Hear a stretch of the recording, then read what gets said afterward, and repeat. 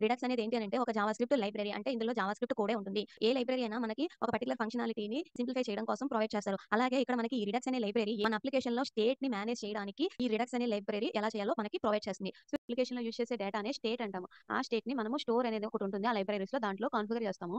So, ఆ డేటాని మన కాంపోనెంట్‌లో మనం డైరెక్ట్‌గా తెచ్చుకోవచ్చు. కానీ డైరెక్ట్‌గా మోడిఫై చేయలేము. స్టోర్ నుంచి యూఏకి పెట్టాను. అంటే మన కాంపోనెంట్‌లోకి పెట్టాను కానీ కాంపోనెంట్ నుంచి స్టోర్‌కి ఆ యారో అనేది పెట్టలేదనమాట. సో, ఎందుకనంటే మన కాంపోనెంట్ నుంచి డైరెక్ట్‌గా స్టేట్‌ని మోడిఫై చేయలేము. దానికోసం మనం రెడ్యూసర్ ఫంక్షన్‌ని క్రియేట్ చేసుకుంటాం. రెడ్యూసర్ ఫంక్షన్‌లో ఒక యాక్షన్‌కి ఏ విధంగా స్టేట్ అనేది మోడిఫై అవ్వాలో లాజిక్ అనేది రాసుకుంటాం. రెడ్యూసర్ ఫంక్షన్ మనం క్రియేట్ చేస్తాం కానీ మనము కాల్ చేయం. మనం ఏం చేస్తాము ఈ లైబ్రరీస్‌లో డిస్పాచ్ అనే ఒక మెథడ్ ఉంటుంది. ఆ డిస్పాచ్ అనే మెథడ్‌లో ఒక యాక్షన్‌ని అండ్ ఆ యాక్షన్ ప్రకారం స్టేట్‌లో ఏ డేటా మోడిఫై చేయాలి ఆ డేటాని ఇస్తామనమాట. సో, మన కాంపోనెంట్‌లో మనము డిస్పాచ్ అనే మెథడ్‌ని కాల్ చేస్తే ఈ లైబ్రరీస్ ఏం చేస్తాయంటే రెడ్యూసర్ ఫంక్షన్‌ని కాల్ చేస్తాయి. సో, ఆ రెడ్యూసర్ ఫంక్షన్‌లో మనం రాసిన లాజిక్ ప్రకారం ఏ యాక్షన్ అయితే ఏ విధంగా స్టేట్ మోడిఫై అవ్వాలో రాస్తామో ఆ విధంగా మోడిఫై అవుతుంది.